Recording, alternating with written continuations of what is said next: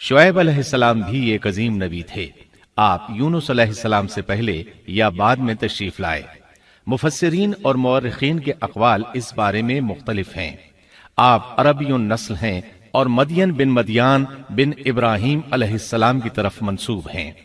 आप जिस शहर में मबूस हुए उसका नाम मदियन था, या फिर ये उस कबीले का नाम था जो उस बस्ती में आबाद था। मदियन का ये शहर मशहूर शहर माआन के करीब ही था। आजकल ये उर्दन में है। माआन कौम लूत के बुहैरा के करीब था। बुहैरा की हकीकत ये है कि जब अल्लाह ताला ने जिब्रील अलैहिस्सलाम को हुक्म दिया कि लूत अलैहिस्सलाम की कौम पर तबाही नाजिल करें, इस बस्ती को ऊपर उठाकर औंधा गिरा दें, उन्होंने इस बस्ती को तहोबाला कर दिया, तहस नहस कर दिया, तो इस बस्ती को बुहैरा कहा जाने लगा, यानी लूत अलैहिस्सलाम की बस्ती के खंडरात। ये बुहैरा बहरे मुर्दार के करीब ही वाक़े है। सैयदना शुएब अलैहिस्सलाम की कौम एक काफिर और ताजिर कौम थी। बुतों की पूजा करती थी और डाके डालती थी। ये लोग तिजारती रास्तों पर खड़े हो जाते, तिजारती काफिलों को इस तरह लूटते थे कि हर काफिले से जबरन 10वां हिस्सा वसूल कर लेते थे। खुद भी मिलावट, हेराफेरी और धोखाबाजी के माहिर थे। मिलावट तो गोया उनकी घुट्टी में पड़ी थी। तमाम अंबियाए किराम अलैहिमुस्सलाम की जिम्मेदारी होती है कि लोगों को खालिस अल्लाह की इबादत की तरफ बुलाएं, दुरुस्त आमाल और सही अकायद की तरफ उनकी रहनुमाई करें। इसके साथ ये भी उनकी जिम्मेदारी होती है कि अहम मुआशरती, इक्तिसादी और सियासी उमूर की भी रहनुमाई करें। हकीकत यह है कि तमाम अंबियाए किराम का तरीका यही था कि जहां कहीं कौम में कोई टेढ़ापन देखते उसकी इस्लाह फरमाने की कोशिश करते। इबादत और अकीदे की इस्लाह करने के साथ साथ दूसरी खराबियों का भी सामना करते जो उस कौम में पाई जाती थी। आहले मदियन में मिलावट का रुझान सबसे बढ़कर था। माप तोल में कमी करते थे। इसके साथ इस कौम में दरख्तों की इबादत करने का रुझान भी पाया जाता था। वो दरख्तों के पुजारी थे। इसीलिए अल्लाह ताला ने सूरतुल हिज्र आयत 78 में फरमाया है, और बेशक ऐका वाले भी बड़े जालिम थे। इसी तरह सूरत शुआरा आयत 176 में बारी ताला फरमाते हैं, ऐका वालों ने भी रसूलों को झुटलाया। इस कौम ने तो सिर्फ शुएब अलैहिस्सलाम की तकजीब की थी, फिर अल्लाह ताला ने रसूलों की तकजीब क्यों फरमाया? इसका जवाब यह है कि एक रसूल और नबी की तकजीब तमाम अंबियाए किराम की तकजीब है, क्योंकि सब अंबियाए किराम की दावत एक है। सब के सब एक ही दावत देते रहे हैं, सबका एक ही ऐलान था, तुम अल्लाह की इबादत करो और उसी से डरो और मेरा कहना मानो। ये थी तमाम अंबियाए किराम की दावत। अल्लाह सूरतुल आराफ आयत 59 में फरमाते हैं, तुम अल्लाह की इबादत करो, उसके सिवा तुम्हारा कोई माबूद नहीं। मतलब ये कि तमाम अंबिया की दावत एक ही थी। अब जो आदमी सिर्फ एक नबी को झुटलाता है, उसकी तालीमात से कुफ्र करता है, तो गोया वो सबको झुटलाता है, सभी की तालीमात से इनकार करता है। यही वजह है कि अल्लाह ताला ने फरमाया, ऐका वालों ने रसूलों को झुटलाया, बावजूद इसके कि उन्होंने सिर्फ एक रसूल को झुटलाया था। शुएब अलैहिस्सलाम ने कौम को दावत देनी शुरू की।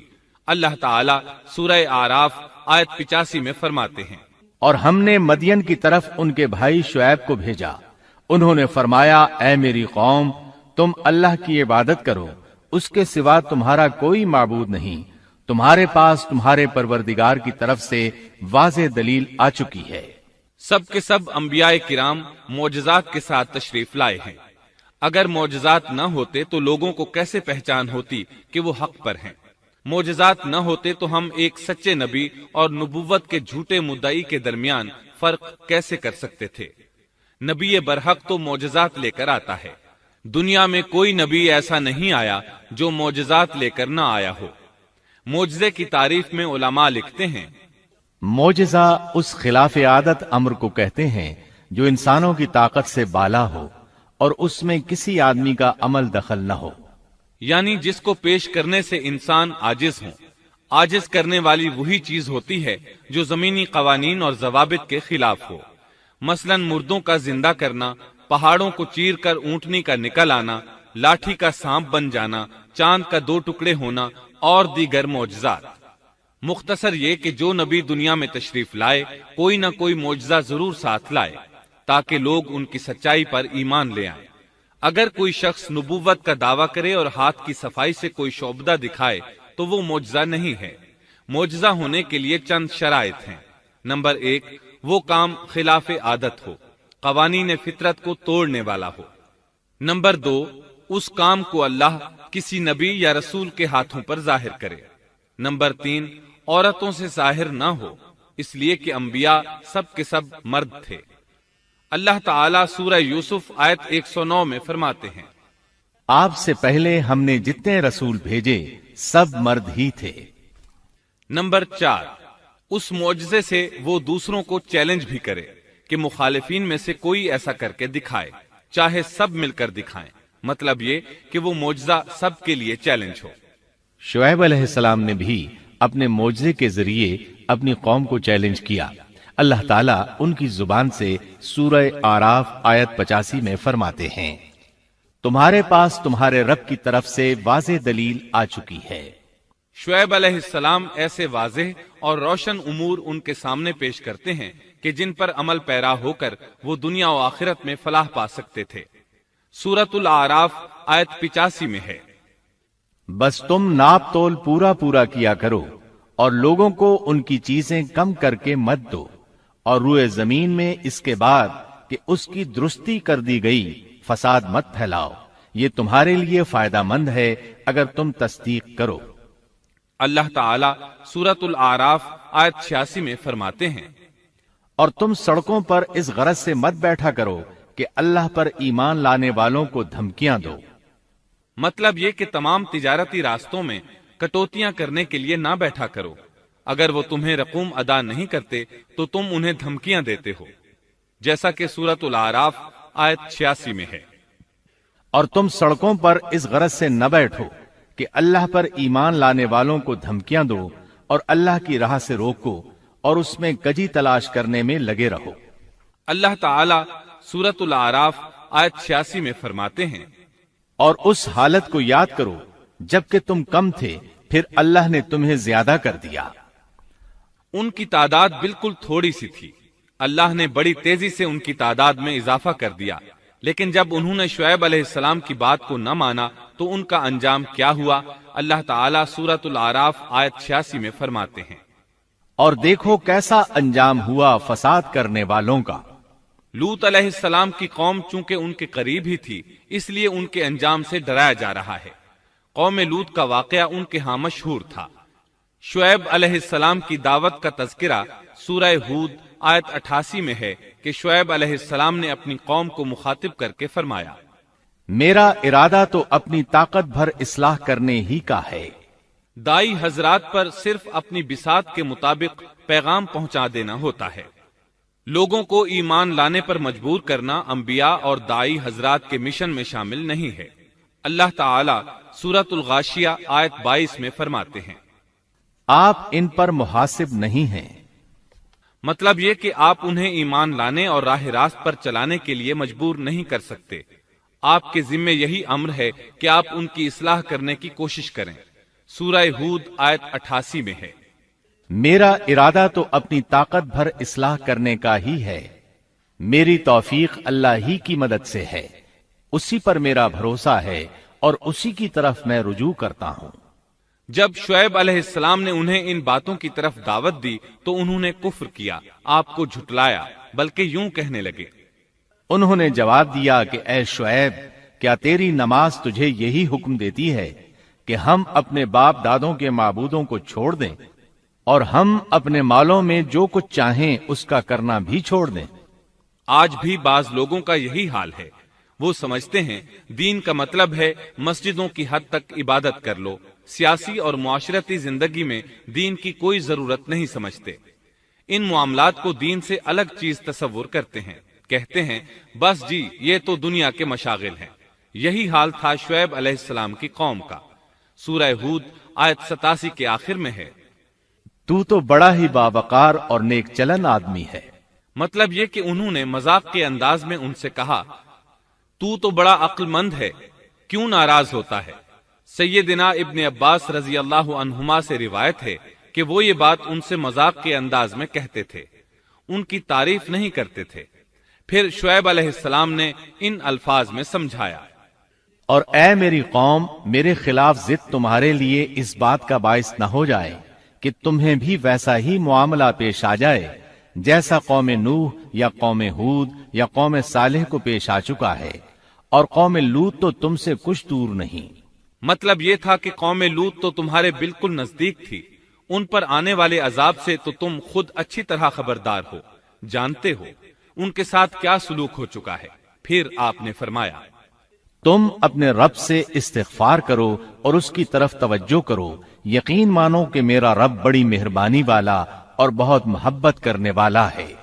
جب وہ اپنی ضد پر اڑے رہے تو شعیب علیہ السلام نے یوں فرمایا، تو ذرا ٹھہر جاؤ یہاں تک کہ ہمارے درمیان اللہ فیصلہ کیے دیتا ہے، اور وہ سب فیصلہ کرنے والوں سے بہتر ہے۔